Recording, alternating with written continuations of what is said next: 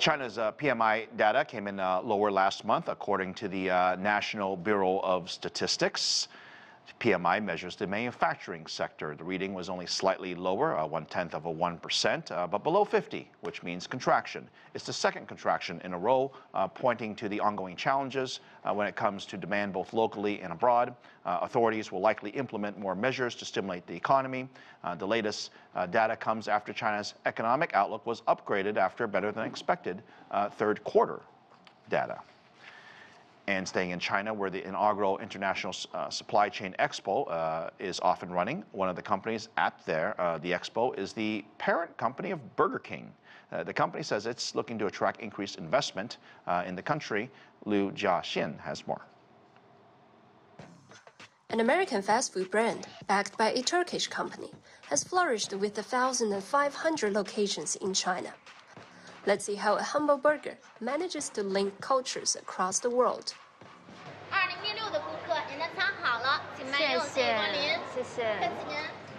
Home of the Whopper, this is the very end of the supply chain, but it's also where the international cooperation is driven. Take my dinner, for example. The meat and the bread of the burger come from China, and French fries are mainly from Turkey.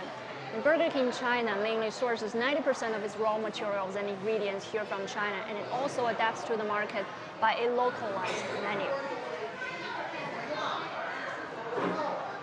Bon appetit.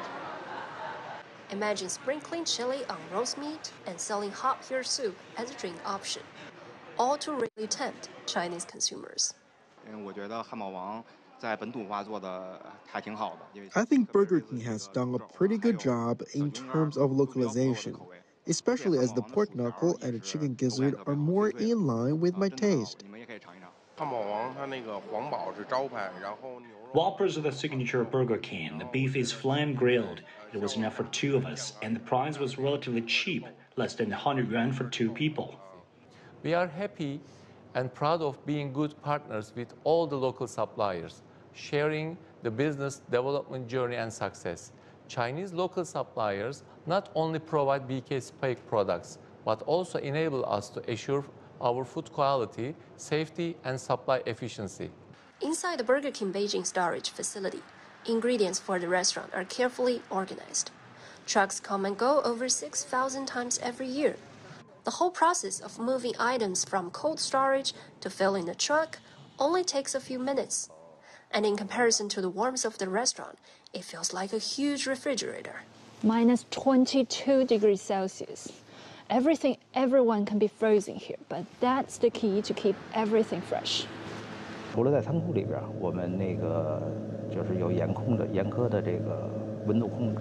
We have strict temperature controls in the warehouse as well as transport vehicles to ensure the quality of the ingredients when they arrive at the restaurants.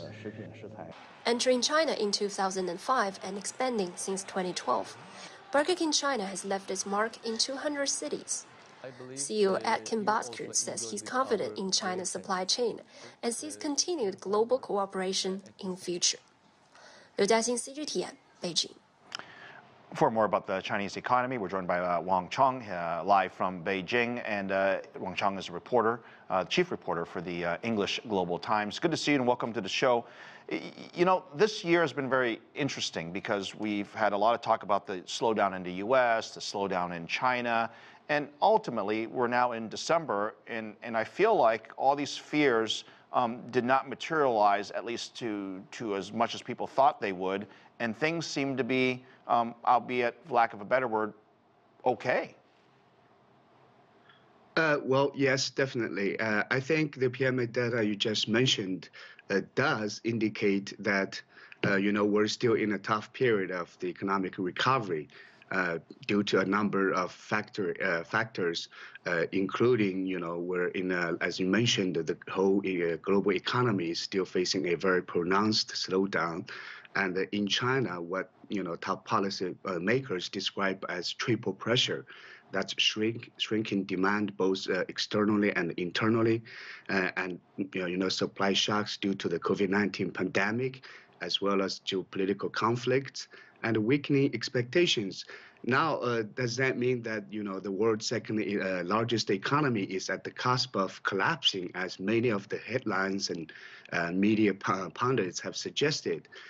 Obviously, no, because there are so many ways to look at the Chinese economy. I think the best way is to see how top policymakers judge where the economy is and what their the top goals. And they said this in March. They set a growth target of around 5%, and that's where we're headed.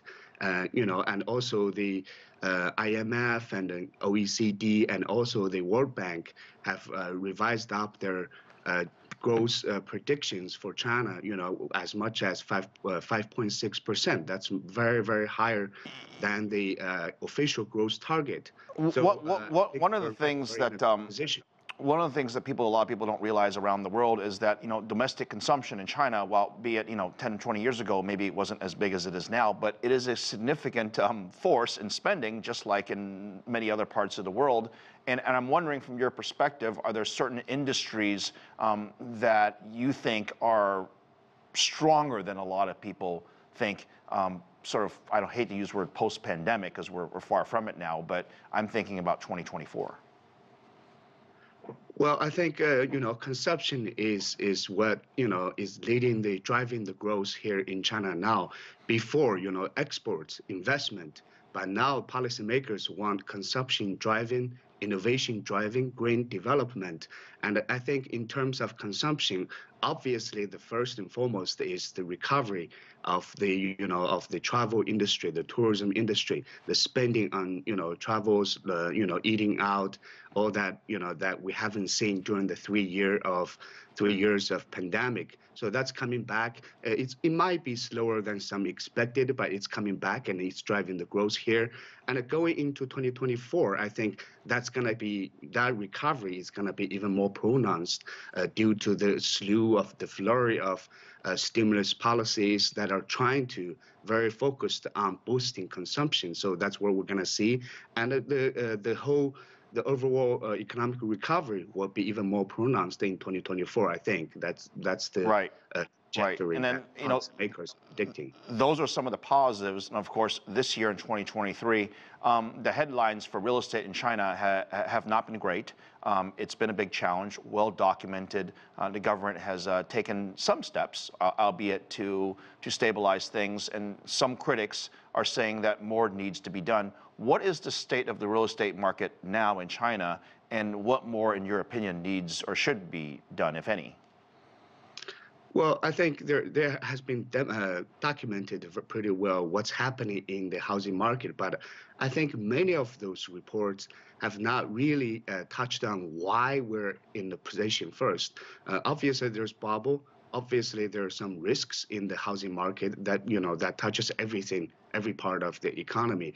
But we're here because the policymakers are specifically tackling risks in the housing market. That's over leverage, that's high risk, moves by the real estate developers. So it's very much it's a move, it's a means to make the real estate market even healthier. So they're taking measures to do that, and we're in a position now that some of the real estate developers are in trouble. But those are tackling risks. I think so. Those are proactive moves to tackling risks. And yes, there have been a lot of measures being taken to help some real estate developers, specifically in financing.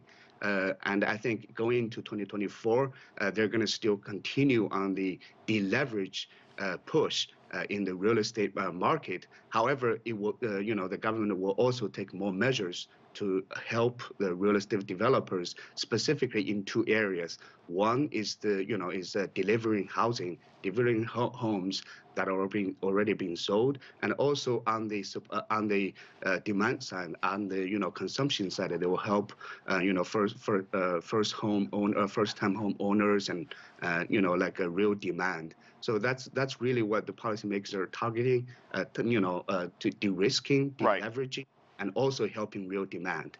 I want to ask you one last question. We're almost out of time, but you know, we started the year off, quite frankly, not a great relationship between the U.S. and China. And here we are in December, following APEC. Obviously, both sides making much more positive comments. I mean, we can clearly see that. And I'm wondering, from your perspective, is this going to be a boost for not just one side or the other, for both sides going into 2024, because it's a very different mood, I think, than where we were 6, 9, 12 months ago? Well, definitely, before we're in a very low, ebb of the bilateral relations. Now, after San Francisco, I think the business, especially the business community, is very sensitive to what's happening between the two countries.